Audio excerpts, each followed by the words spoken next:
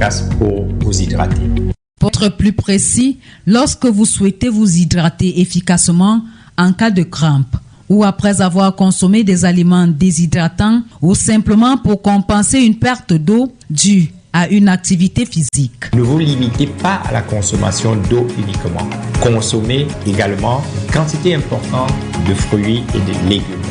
Cela peut être une demi-pastèque ou un jus naturel de fruits et de légumes. La déshydratation peut affecter tout le monde. Hervé Njoya. Que ce soit à la suite d'une diarrhée, d'une consommation excessive d'alcool, d'une sudation excessive, de la consommation de café et de certains médicaments ou même des maladies telles que le diabète. D'après l'expert, la consommation excessive de l'eau, sans accompagner des fruits et légumes, rend l'urine très claire, ce qui explique que les reins ne filtrent pas grand-chose. Voilà qui est dit. Restons en santé. Ce 31 août 2023 est journée internationale contre les overdoses. L'objectif de la journée est de sensibiliser sur les dégâts liés à la consommation abusive des drogues et autres substances psychotropes. Et pour mieux comprendre la dangerosité du phénomène, vous avez fait recours à l'expertise d'un médecin, Flora Goyab. Plusieurs facteurs sont à l'origine des overdoses. On peut citer entre autres l'addiction aux stupéfiants et aux alcools, les problèmes psychologiques à tendance suicidaire et l'influence des médias. L'autre cause qui, selon les experts, est la plus importante est l'automédication. Franck Césarnon Tégou, médecin. La cause primordiale, c'est l'ignorance et la pauvreté. Parfois, on évite d'aller à l'hôpital.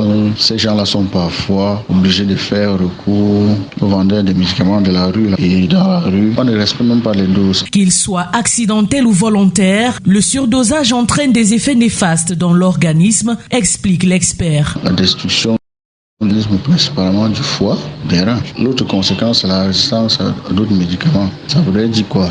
Comme ces médicaments sont pris à travers, quand il y a une réelle infection parfois, les médicaments qui sont vraiment adaptés pour le traitement ne donnent plus. Et on est obligé parfois de changer de ces molécules. Dans le pire des cas, l'on peut assister à des accidents vasculaires cérébraux, des crises cardiaques, des épilepsies et même la mort.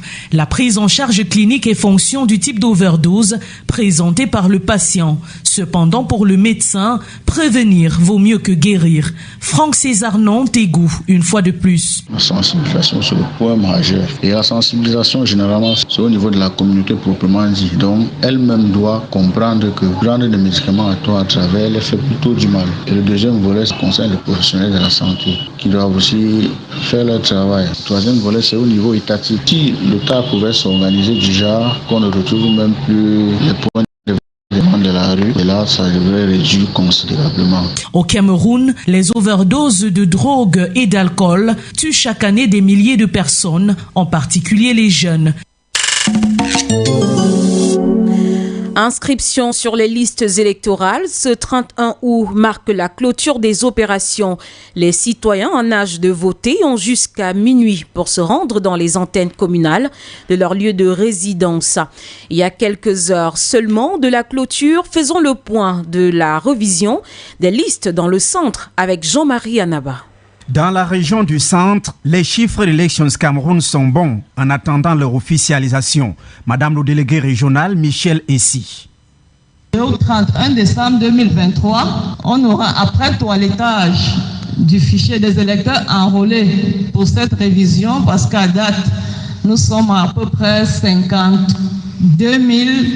En attendant le toilettage, le fichier électoral a connu un grand bond dans le centre depuis 2012 avec la refonte des listes, un fichier densifié après les secousses de la pandémie Covid-19 entre 2020 et 2021. Nous avons enregistré 43 597 nouveaux électeurs, ce qui fait passer le fichier de la région du centre au 31 décembre 2022 à 1 267 020 électeurs. Dans la perspective des échéances électorales de 2025, Elections Cameroun plaide pour un accroissement des inscriptions. Mais sur le terrain, le processus reste grippé par des problèmes internes et externes.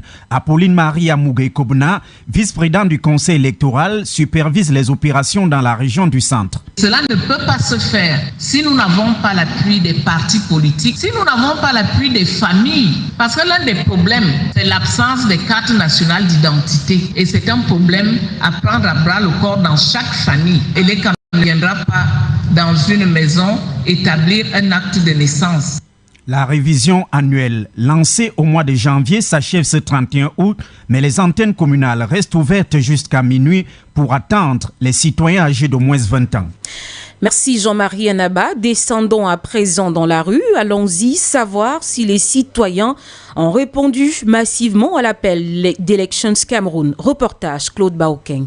Nombreux sont désintéressés à cause de plusieurs pesanteurs. Certains refusent de s'exprimer, avec comme principale raison la rareté des points d'enregistrement, ce qui justifie leur mécontentement. À côté de ceux qui refusent de parler, Paul brandit gentiment sa carte d'électeur. Ce qui m'a poussé à aller m'inscrire sur une liste électorale, tout simplement, c'est parce que je voulais faire vivre en tant que citoyen camerounais et pour me faire entendre. Et pour se faire entendre, il faut être inscrit sur une liste électorale. Quand vous n'êtes pas inscrit sur une liste électorale, vous allez boire au quartier, parler de n'importe quoi au quartier, mais vous ne serez pas écouté parce que le vote ne va pas compter. Tout comme Paul, certains citoyens sont habités par l'envie d'aller s'acquitter de ce devoir citoyen, mais sont heurtés par certains manquements. Moi, je ne savais même pas que la clôture était aujourd'hui. Bon, je ne suis pas encore inscrit sur la liste. Et comme défaut, moi, les points de l'électeur ne sont pas un peu de partout. Et le message n'est pas beaucoup édifié, peut-être par la radio. C'est aussi un problème, les cartes d'identité. Par exemple, moi, deuxième fois, j'ai fait la carte, mais ça fait 2 ans que j'ai fait la carte. Et j'ai pas, on dit que ce n'est pas tout disponible, je ne comprends pas pourquoi. Ceux qui se livrent à cette opération y vont avec des convictions responsables. Je suis inscrit sur une liste électorale parce que c'est mon devoir de citoyen de participer à l'élection des dirigeants de mon pays. Depuis qu'on est inscrit, on ne voit pas trop de changements. Tu votes, mais après tu te dis que tu ne sais pas à quoi ta voix sert parce que la rétribution des richesses n'arrive pas à tous les niveaux. Du coup, il y a certains qui n'y croient plus. J'ai espoir. La tranche qui justifie la non-inscription par le manque de temps invite Élections Cameroun à développer une campagne de proximité. La page internationale.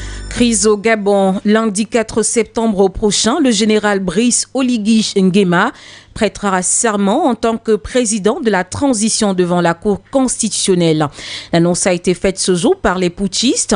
Le général annonce également la mise en place progressive des institutions de la transition et promet que le pays respectera tous ses engagements extérieurs et intérieurs.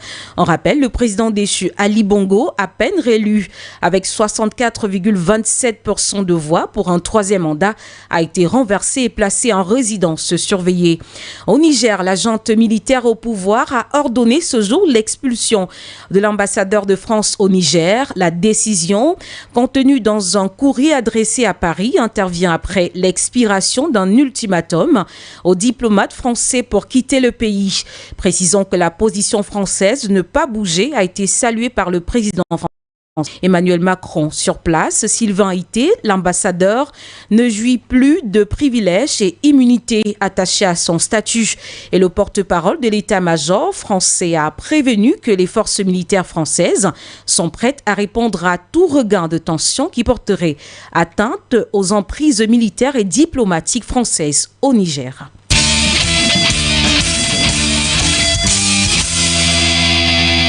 La page sportive. Clôture de saison sportive 2022-2023. La Fédération camerounaise de rugby a clôturé la saison cet après-midi avec la finale de la Coupe du Cameroun de rugby féminin à 15. La rencontre disputée au stade Omnisport de Yaoundé a opposé Red Dragon à Fun Dreams Academy. Je vous propose d'écouter la capitaine Ngale Kone Marlise.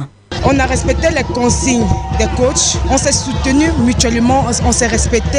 On respectait l'équipe adverse parce qu'on nous a appris, c'est la loi du rugby. Nous sommes fair play, on respecte l'adversaire. Le problème c'est que malgré qu'on joue avec elle chaque jour, on gagne fun, on ne baisse pas les bras. On ne se couche pas parce qu'on gagne fun. On travaille plutôt dur chaque jour parce qu'elles ne vont pas rester sur leurs oreillers. Elles vont aussi travailler dur. Et pour qu'on gagne, on garde le cap haut, il faudrait qu'on travaille dur. C'est parce qu'on se respecte et on accepte les critiques entre nous et on avance. Pour cette rencontre, score final 51-0 en faveur de l'équipe de Red Dragon. À sa suite, le capitaine de l'équipe perdante, Magué Nathalie, dit savoir ce qui n'a pas marché. On vient de perdre une finale contre Red Dragon. Bref, ça n'a pas été facile, mais bon, on va travailler, on va se mettre au travail pour pouvoir relever le défi. Bon, la différence est faite au niveau du travail. On n'a vraiment pas travaillé ensemble depuis beaucoup de temps. On a subi le match. Peut-être où la défense n'était pas du tout facile. On a craqué. On va à la 4e fois le défi. The second part of the news in the English language with ERATUS NDUEH. Today, August 31st, marks the International Overdose Awareness Day, which is the world's largest annual campaign to end overdose. The International Overdose Awareness Day was initiated in 2001 by Sally J. Finning with the aim of raising awareness on the dangers of overdose and also members of those who have died without a stigma, as well as acknowledge the grief of families and friends left behind. Overdose is a public health crisis which entails having more or long drugs or combination drugs that can harm the body. World Overdose Awareness Day is also an occasion to stimulate action and discussion about evidence-based overdose prevention and drugs policy. This year's edition has been placed under the theme recognizing those people who goes unseen. 2 decades of African traditional medicine, they progress towards achieving universal health coverage in Africa is a theme under which this year's edition of African Traditional Medicine Day is being celebrated in Cameroon and across Africa today. To mark this year's edition of Lamamu Hospital Complex is sponsoring a special fair at the National Museum in Yaoundé where African traditional medicine is displayed to the public. Here now is Dr. Peyu Disamba working in collaboration with the Lamamu Complex, displaying some of his traditional medicine at the National Museum. He spoke to Ebebela Samari. It's important to help traditional medicines in Cameroon because here, everybody talks about conventional medicines, and usually they will say that everything that's traditional medicine is not good enough. And also for me, it's important to work with traditional healers to help them use very safe medications, and medications that are efficient. So in doing so, I have to set a good example. So I went there, we had meetings, so I had to call traditional healer that they have to submit their product for research and see if the medicine is safe and is efficient, and also for doses, because everything has a dose. Even water, if you go over a certain dose, it can kill you. And still on African Traditional Medicine Day, do Cameroonians take traditional medicine and what are the side effects? These are the questions our student journalist Glorin Gange put to some Cameroonians and compiled their views in the following Vox Pop. The issue of traditional medicines, yes, I do take, and for side effects, there are no side effects from my own perspective because I've taken that. Yes, it is effective and even less expensive. Traditional medicine is something that I've never believed in because I believe that they are so barbaric, they are so fetish. By so doing, I have never taken any traditional medicine. Despite the condition I better go to the hospital and take drugs. And I don't know how effective the medicine may function in the human system because I've never experienced it, and also the side effect. Yes, I do take traditional medicine, mostly for some sicknesses like typhoid. Most people prefer traditional medicine in typhoid than this our drug. And the typhoid concoction that is being taken, it is bitter. It causes nausea, actually, serious nausea. I don't know whether it's for other people, but for me it causes nausea. Then there is this other concoction, this one that they sell in buses when you're traveling. But this one, it does not have any side effect. Definitely. And we'll talk back to school. To say few days to school reopening, parents have begun organizing themselves on how they will send their children to school. But at what age should a parent accompany their children to school? That's the question our student journalist Brenda Lumto put to some parents and now report. The probability of parents sending their children to school at the age of 2 years is very low. Some parents will prefer sending their children to school at the age of 5 years without thinking on how to accompany them, since they will make sure the school is not far. Marinette is a mother of 3. She will start going to school 5 years and she's going to school alone. Because she's mature of going to school alone. And it also depends the area of where the school is located. It's easy for her to go to school alone. Don't send me children in school less than. Because that's my own decision I'll take. Send my children in school at 5. On the contrary, some parents will rather prefer accompany their children till the age of 5 years before thinking on how they will go to school alone, being in class 1. Perpetua expresses herself. As a parent, I stopped to go to school with my children at the age of 5 years. So at 5 years, the child is going to school alone. I will not go to school with him because at least she or he will be in class 1 and she'll be able to go to school by her own self. Other parents choose to accompany their children to school till the age of 7 years old. That is when they observe that the child matured enough to be left alone. They think that mother should be the appropriate one to accompany their children to school. As Kesia explained. Both parents, the person who has the chance to accompany the child to school. Usually it used to be on the mother. So I, the parent, will accompany my child to school up to the age of, I think, from 7 years old. Given that the probability that the school will be far from home is little, well, you can come back alone. And I don't think we always have the time to go to school and come back. I think 7 years old is enough for a child to leave school and come back home alone. Sending your children to school before or after age will not change the fact that children must be taken good care. As many parents prefer the age their children will be sent to school and on how they will be accompanied, the most important thing is to make sure that your child never lacks anything. Brenda Lumto. And as students resume school few days, children often carry along snacks to school. Where do parents conserve snacks for their children? Some of them have been reacting or revealing them on how they package snacks for their children. Get them speak in this report done for us by Glory Ngange.